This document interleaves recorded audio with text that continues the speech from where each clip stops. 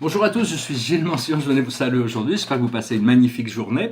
Je venais discuter exprimer deux, trois idées. Ces idées que j'exprime ici, c'est avant tout sur la loi de l'un, la loi cosmique, même si ça, bon, pour moi, c'est juste mes idées. Je ne prétends pas détenir la vérité pour quelqu'un d'autre que pour moi-même. Mais, et encore, même cette vérité, je ne la détiens qu'à travers ma foi, à travers la connexion avec ma foi et la confiance que je peux avoir dans le monde spirituel, parce qu'en réalité, rien n'est fixe et tout est en éternel perpétuel changement. Et donc, je vais tirer quelques cartes pour voir, on va voir quelle est la carte de la journée. Alors, on va tirer 3 cartes, passer 5 cartes, maintenant on va faire un peu mieux, on va faire 5 cartes. On va voir avec le jeu du voyageur. Donc bon, on est en train de se rapprocher de ce portail du 10-10, qui est un portail de complétion. Alors bon, c'est un petit peu, il y a beaucoup de personnages, hein. Sur les 5 cartes, il y a 4 figures. Alors dans le passé, c'est le préserveur, c'est-à-dire savoir on a besoin de préserver, Dieu préserve des choses qui sont importantes pour nous, notre âme, toute notre destinée est préservée, on est protégé. Mais bon, on doit mettre notre énergie sur les choses qui ont de la valeur pour nous.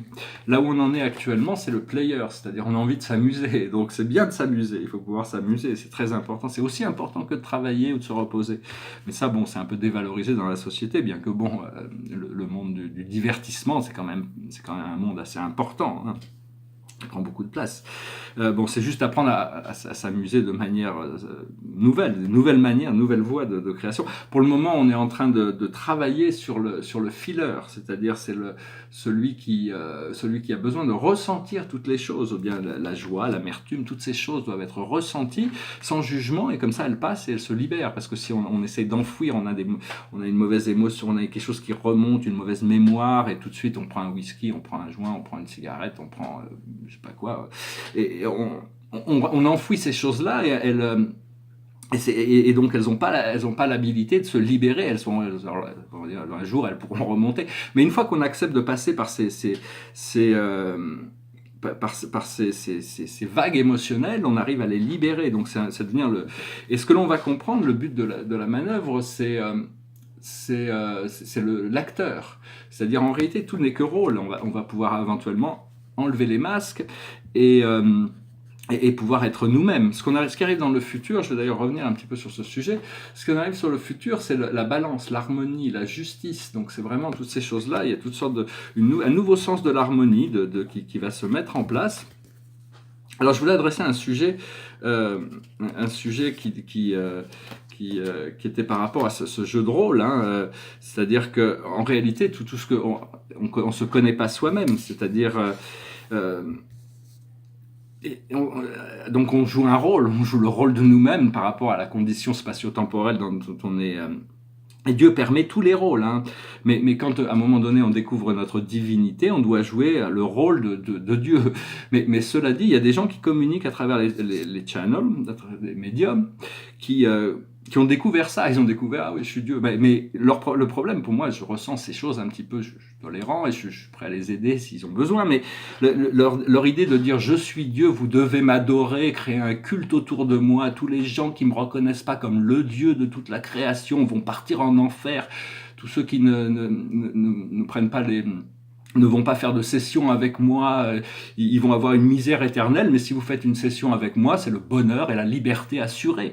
Toutes ces choses-là, pour moi, c'est un trip massif d'ego, hein. Et ces gens ont beaucoup de difficultés dans leur vie, mais enfin, cela dit, ils sont en train de passer par des choses qu'ils doivent transmuter, ils vont arriver à la vérité comme tout le monde, parce que leur intention est quand même bonne, puisqu'ils reconnaissent cette divinité en eux, ils cherchent à transmuter les choses inférieures. Et donc il faut parce que si on joue le rôle quand on s'élève dans la divinité, en réalité qui nous sommes des âmes éternelles et divines, des extensions de la source. Et nous sommes la source par extension, mais nous ne sommes pas. On peut devenir un Dieu par notre connaissance de l'immortalité, mais Dieu restera Dieu éternellement. Il est inaltérable. C'est pas un être humain qui réalise sa divinité qui peut affirmer qu'il a créé Dieu, quoi. Je veux dire, c'est pas, peu importe il y a beaucoup d'illusions, hein. Donc il y a toutes sortes de choses qui ont besoin d'être transmutées. Ce qu'il faut savoir aussi, je voudrais préciser, c'est qu'on n'a pas besoin de transmuter, à moins d'être appelé, les choses qui ne nous regardent pas. On a besoin de transmuter nos propres ombres, nos propres peurs, nos propres limitations.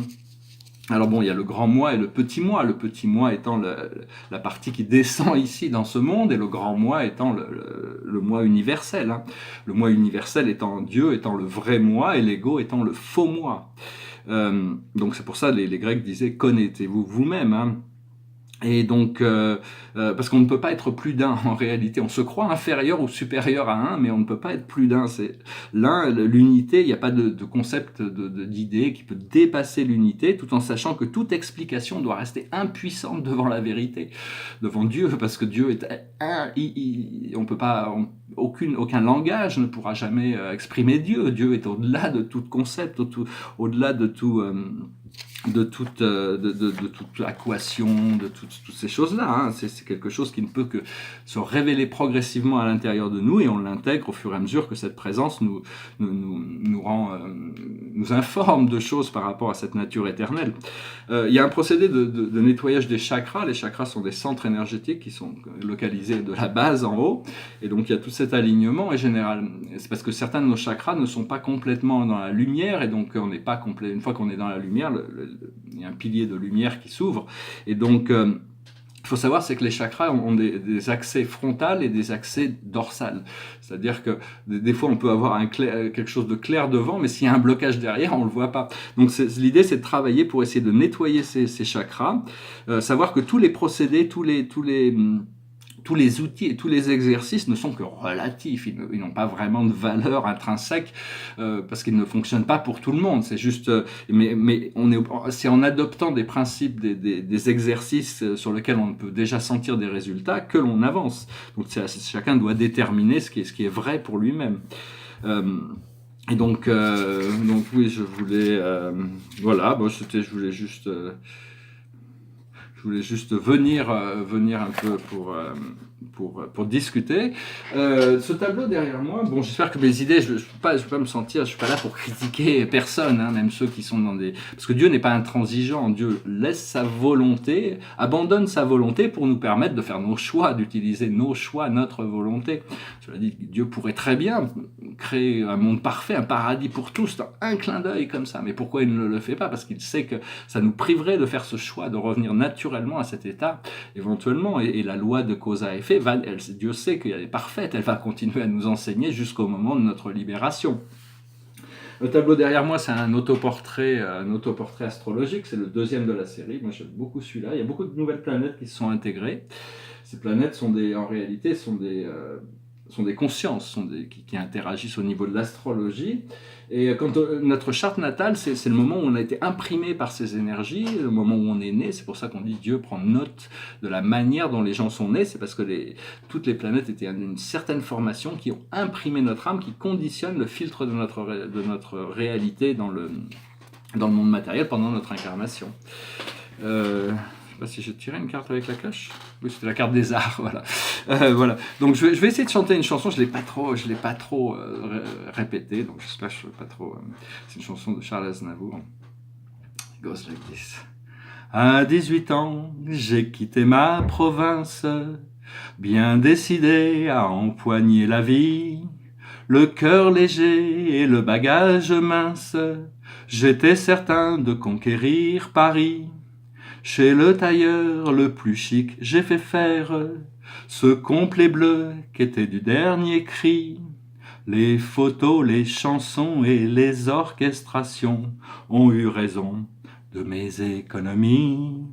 Je me voyais déjà en haut de l'affiche, en 10 fois plus gros que n'importe qui, mon nom s'étalait. Je me voyais déjà adulé et riche, signant mes photos aux admirateurs qui se bousculaient. J'étais le plus grand des grands fantaisistes, faisant un succès si fort que les gens m'acclamaient debout. Je me voyais déjà cherchant dans ma liste celle qui le soir pourrait par faveur se pendre à mon cou. Mes traits ont vieilli bien sûr sous mon maquillage, mais la voix est là, le geste est précis et j'ai du ressort. Mon cœur s'est aigri un peu en prenant de l'âge, mais j'ai des idées, je connais mon métier et j'y crois encore. Rien que sous mes pieds, de sentir la scène, de voir devant moi un public assis, j'ai le cœur battant. On m'a pas aidé, je n'ai pas eu de veine, mais au fond de moi, je suis sûr au moins que j'ai du talent. Mon complet bleu, il y a 30 ans que je le porte, et mes chansons ne font rire que moi. Je cours le cachet, je fais du porte-à-porte, pour subsister, je fais n'importe quoi. Je n'ai connu que des succès faciles, des trains de nuit et des filles à soldats, les minables cachés, les valises à porter, les petits meubles et les maigres repas. Je me voyais déjà en photographie, au bras d'une star, l'hiver dans la neige, l'été au soleil. Je me voyais déjà racontant ma vie, l'air désabusé à des débutants friands de conseils. J'ouvrais calmement les soirs de première, 1000 télégrammes de ce tout Paris qui nous fait si peur. En mourant de trac, devant ce parterre, entrer sur la scène sous les ovations et les projecteurs. J'ai tout essayé pourtant pour sortir de l'ombre. J'ai chanté l'amour, j'ai fait du comique et de la fantaisie. Si tout a raté pour moi, si je suis dans l'ombre, ce n'est pas ma faute, mais celle du public qui n'a rien compris. On ne m'a jamais accordé ma chance, d'autres ont réussi avec peu de voix et beaucoup d'argent. Moi j'étais trop pur ou trop en avance, mais un jour viendra, je leur montrerai que j'ai du talent. Oh, voilà, merci. Bon, ça prouve bien qu'il nous a montré qu'il avait du talent. Hein. Ces chansons sont magnifiques. Et bon, c'était surtout quelqu'un qui avait beaucoup de cœur aussi, en plus d'avoir du talent, parce que le talent c'est bien, mais le fait d'avoir du cœur, c'est quand même aussi important. C'est des choses qui sont assez relativement complémentaires. Voilà, j'espère que vous avez trouvé cette vidéo intéressante. Je vous souhaite une magnifique journée et je vous dis à très bientôt. Namasté.